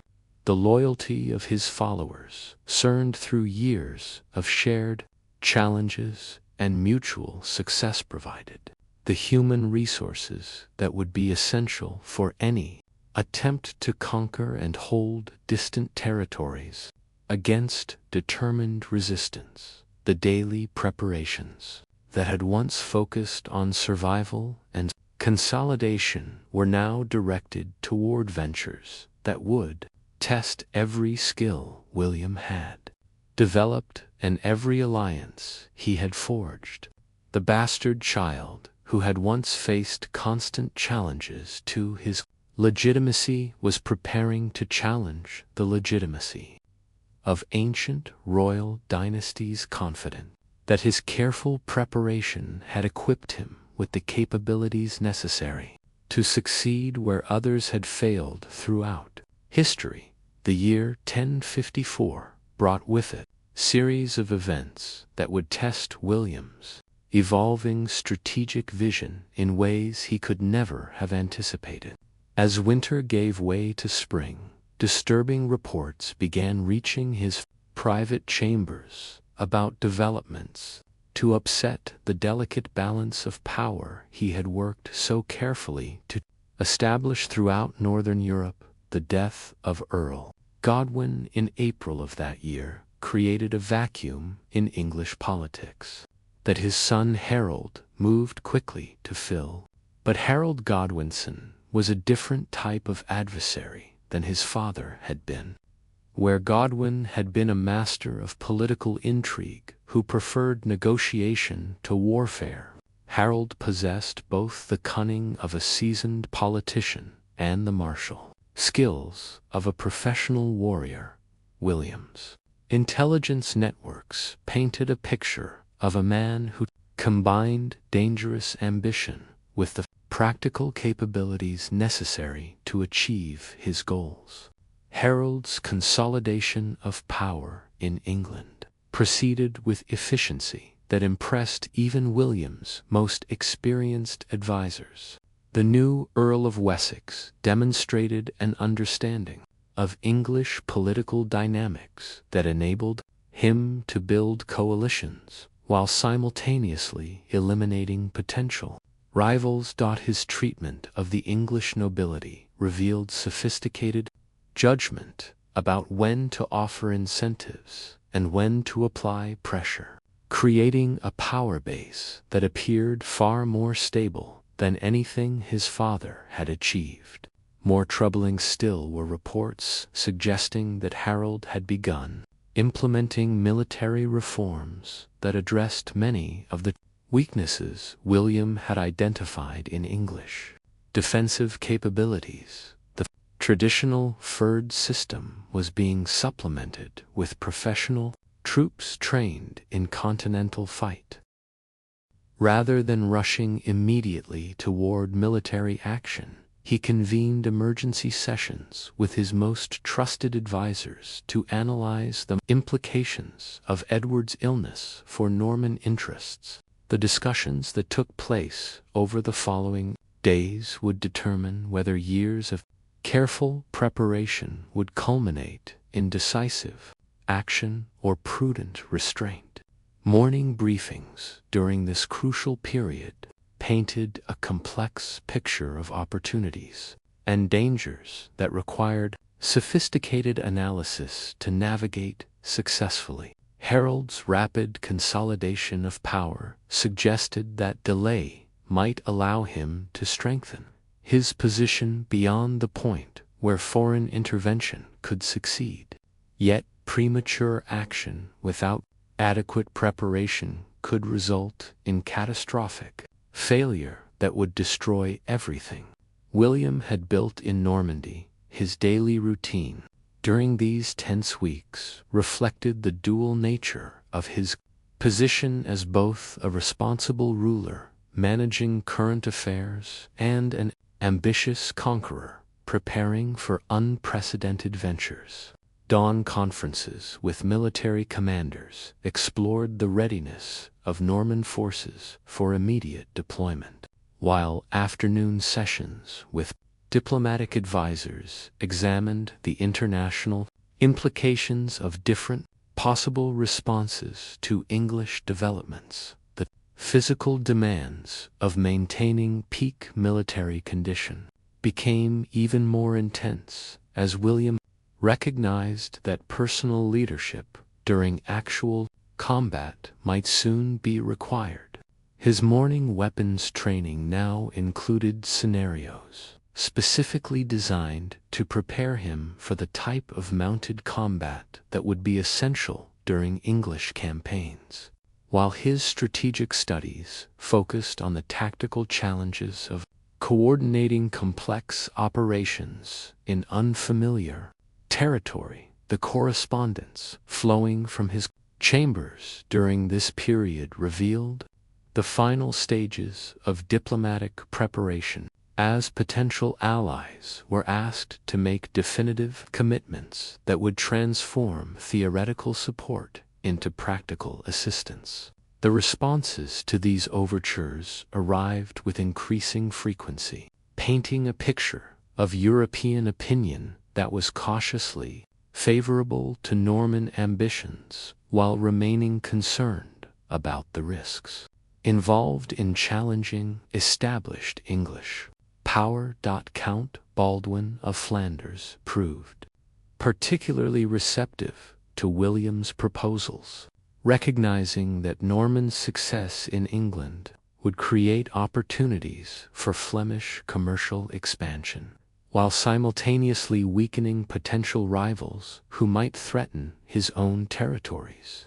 The negotiations that followed were complex and demanding, requiring William to balance Flemish demands for substantial concessions against his need to preserve freedom of action during future campaigns. The papal response to William's theological arguments reached a crucial turning point during this period, as church authorities began moving from cautious interest toward active support for Norman intervention.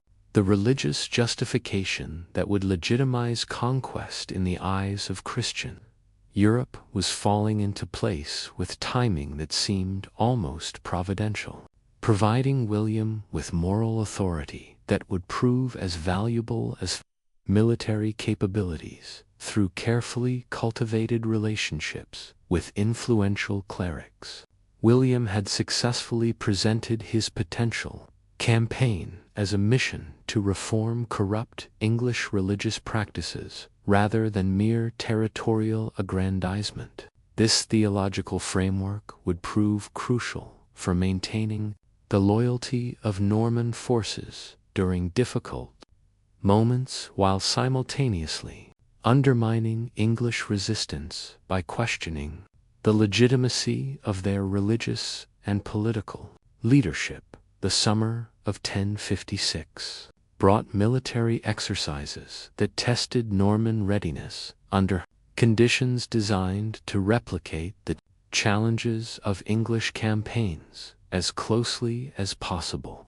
The coastal plains near Caen became the site of elaborate war games involving thousands of participants, with scenarios that explored every aspect of amphibious operations from initial landings through territorial consolidation.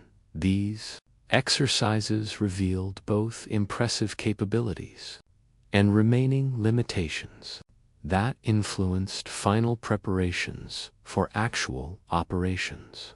The coordination between different types of forces had reached levels of sophistication that surpassed anything achieved by contemporary armies, while the logistical systems necessary for sustained foreign campaigns had been refined through careful study of successful historical examples. William's personal performance during these exercises demonstrated the physical conditioning and tactical expertise that years of intensive training had produced. His ability to maintain effective command during chaotic situations, combined with his talent for inspiring confidence in subordinates under pressure, marked him as a military leader whose capabilities had transcended mere personal prowess to encompass the strategic vision necessary for managing complex operations. The autumn months were devoted to final diplomatic initiatives that would determine whether Norman forces would face English resistance alone or as part of a broader coalition that could provide crucial advantages during decisive moments. The negotiations that took place during this period were among the most challenging of William's career, requiring him to balance competing demands from potential allies while preserving the flexibility necessary for independent action. The intelligence networks that had been monitoring English developments throughout the preparation period now provided increasingly urgent reports about Harold's consolidation efforts and the growing probability that King Edward's death would trigger immediate succession disputes. The window of opportunity for Norman intervention was narrowing rapidly, creating pressures for decisive action that could not be delayed much longer. Yet even as these external pressures mounted, William maintained the analytical approach that had characterized his preparation throughout the previous years. His daily planning sessions examined every aspect of potential operations with methodical thoroughness, ensuring that when action finally became necessary, Norman forces would be as prepared as human effort could make them. The winter planning conferences of 1056 and 1057 represented the culmination of nearly a decade of systematic preparation.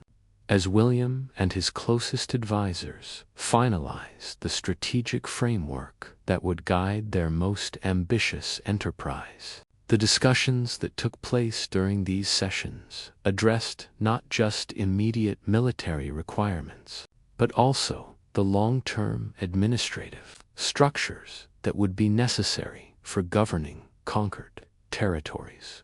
The plans that emerged from these conferences were remarkable for their comprehensive scope, addressing every conceivable challenge from initial invasion through permanent consolidation of Norman rule. Military operations were coordinated with political initiatives designed to minimize English resistance, while administrative preparations ensured that governmental functions could continue without interruption. During the transition from conquest to stable governance, the legal frameworks that would govern post-conquest England reflected sophisticated understanding of both Norman and English traditions, creating hybrid systems that preserved popular customs while implementing ducal authority. The economic policies planned for the conquered kingdom emphasized continuity and prosperity rather than exploitation, recognizing that successful rule required the voluntary cooperation of the governed. Population. The spring of 1057 brought news that transformed careful preparation into urgent necessity. King Edward the Confessor's health had deteriorated beyond recovery, and his death was expected within months rather than years. Harold Godwinson had effectively assumed control of English governmental functions, while potential rivals prepared for succession struggle. William's response to these developments revealed the mature judgment that had been developing throughout his preparation period. Rather than allowing external events to dictate his timing, he carefully analyzed the strategic situation to determine the optimal moment for intervention that would maximize advantages while minimizing risks. The daily routine that had sustained him throughout the preparation years now accelerated to accommodate the final phase of planning that would determine success or failure. Morning conferences with military commanders finalized operational details that had been developing for months, while afternoon sessions with diplomatic advisors coordinated the international support that would legitimize Norman intervention. His personal regimen during this crucial period combined the physical conditioning necessary for military leadership with the intellectual preparation required for managing complex political operations. Dawn exercises maintained the combat skills that would be essential for personal survival during actual campaigns, while evening studies refined the strategic understanding necessary for coordinating military action with diplomatic initiatives. The correspondence that flowed from his chambers revealed the final stages of coalition building, as years of careful relationship development culminated in definitive commitments from allies who understood they were being asked to participate in enterprises that would either establish new patterns of European power or result in catastrophic failure for all involved. The summer campaigns of 1057 provided final testing opportunities for the military innovations William had been developing throughout his preparation period. Operations against rebellious barons in eastern Normandy used tactics specifically designed to replicate conditions likely to be encountered during English campaigns, while logistical exercises tested the supply systems that would be crucial for the recruitment efforts that accompanied financial preparations attracted warriors from throughout Europe who recognized that service too. William offered opportunities for advancement that were unavailable elsewhere. Breton knights seeking to escape the limitations of their mountainous homeland joined Norman cavalry units, while Flemish infantry brought specialized skills that complemented traditional Norman military strengths. Italian adventurers, German mercenaries, and French nobles contributed to an international force that reflected William's reputation as a leader capable of achieving the impossible. The summer months of 1066 brought the final phase of preparation as Norman forces assembled along the coast near Dieppe, the site of thousands of warriors, hundreds of ships, and vast quantities of supplies concentrated in a relatively small area created an atmosphere of barely contained excitement mixed with understandable apprehension about the challenges ahead. William's presence among his troops during this period was constant and conspicuous, as he understood that maintaining morale would be crucial for success during the demanding operations that lay ahead.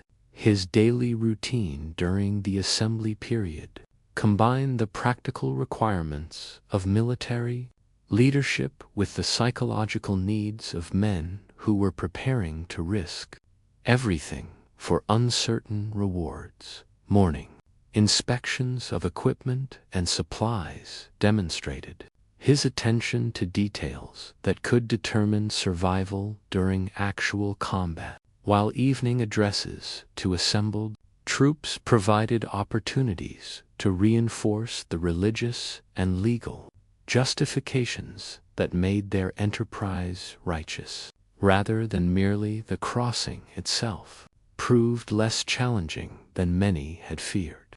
With favorable winds and calm seas that seemed to confirm divine approval for the Norman enterprise, William's flagship led the way across waters that had defeated previous invasion attempts, while the discipline maintained by his forces during the voyage demonstrated the professional training that distinguished his army from conventional medieval military organizations. The landing at Pevensey Bay marked the culmination of years of preparation and the beginning of the most crucial phase of William's extraordinary career.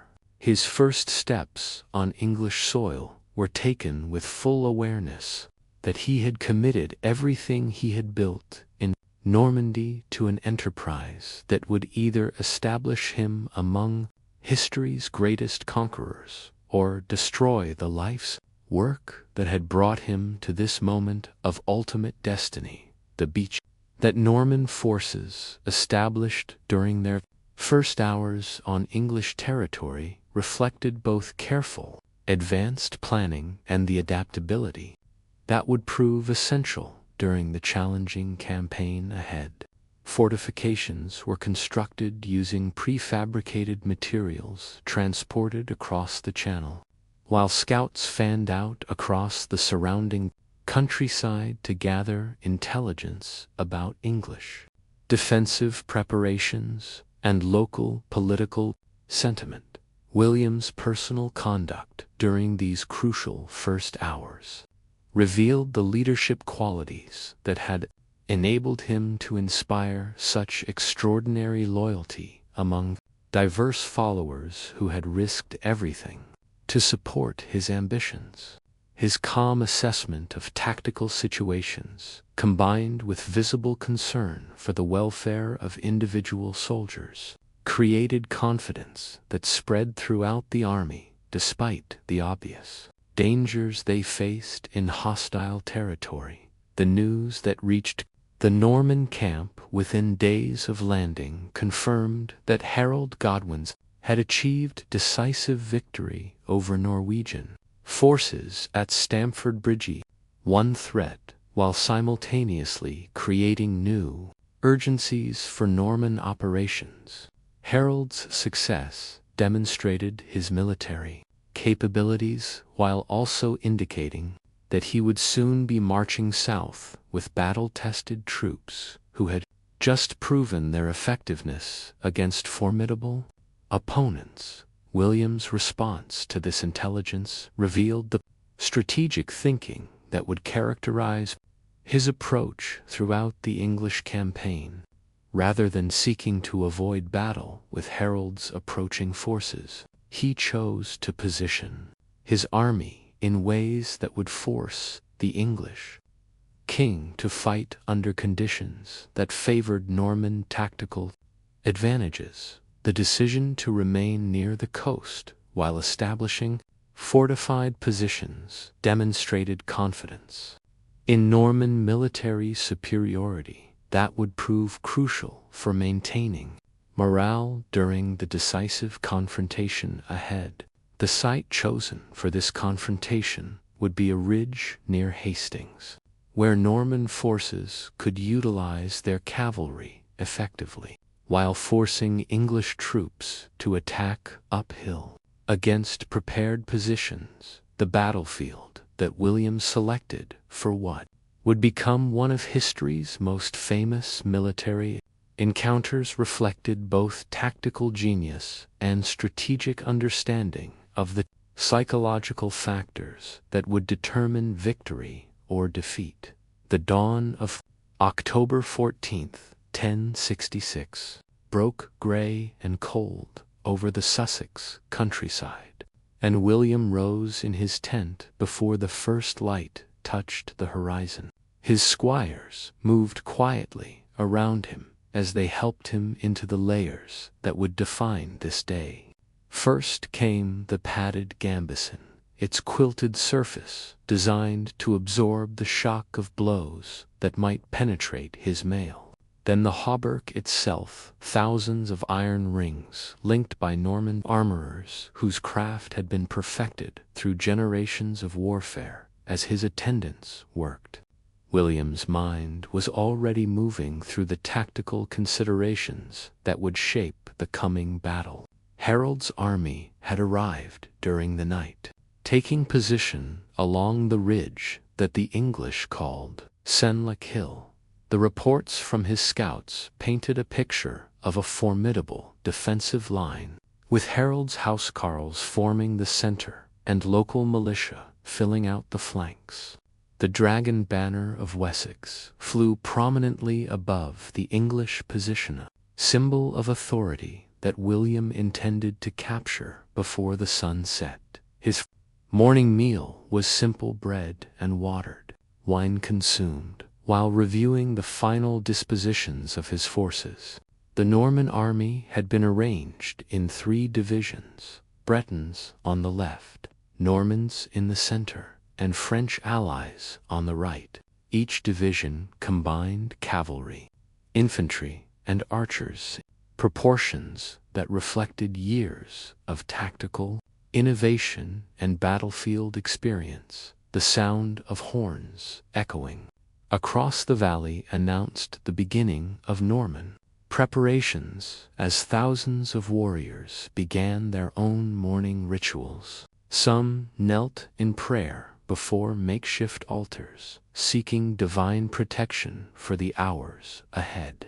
Others checked weapons and equipment with methodical care, understanding that survival might depend upon details that seemed trivial in peaceful moments. William's personal preparations included receiving final intelligence about English dispositions from scouts who had spent the night observing Harold's camp. The English king had positioned his forces along the ridge in a defensive formation that would require Norman attackers to advance uphill against prepared positions.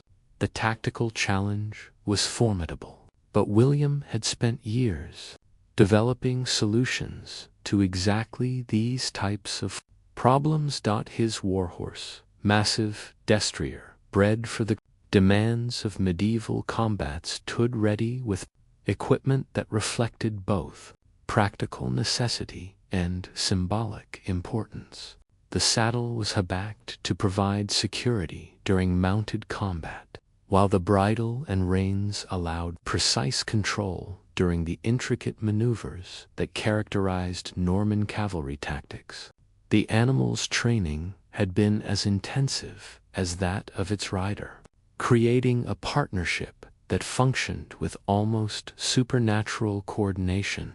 As the morning mist began to lift, William mounted his horse and rode among his assembled forces, speaking words of encouragement that carried clearly in the crisp air. His presence among the troops served multiple purposes, demonstrating his willingness to share their dangers while reinforcing the chain of command that would be essential for coordinated action during the chaos of battle. The religious ceremony that preceded the advance was conducted by Bishop Odo Williams' half-brother, whose blessing carried both spiritual authority and family solidarity. The papal banner that flew above Norman forces provided a visible reminder of divine approval, while the relics sewn into William's own banners offered protection that transcended mere military preparation. The advance toward English position began with the measured pace of professional soldiers who understood that energy expended too early might not be available when most needed. Norman archers led the way, their role to weaken English formations before the decisive cavalry charge that would determine the battle's outcome. Behind them marched the infantry, who would exploit any gaps created by mounted attacks, while the cavalry themselves waited for the optimal moment to unleash the coordinated charge that was their specialty. William's position during these opening phases allowed him to observe the entire battlefield while remaining ready to intervene at crucial moments. His elevated vantage point revealed the strengths and weaknesses of both armies, information that would guide the tactical decisions determining success or failure during the critical hours ahead. And so we close this chapter of one man's extraordinary journey, a bastard child who transformed himself into the architect of a New England through countless dawns spent in prayer, afternoons mastering the arts of war, and evenings navigating the treacherous currents of medieval politics. William had forged himself into an instrument of destiny. His story reminds us that greatness often emerges not from privilege, but from the relentless pursuit of purpose against impossible odds. Rest well, knowing that some dreams pursued with unwavering determinations truly can reshape the world.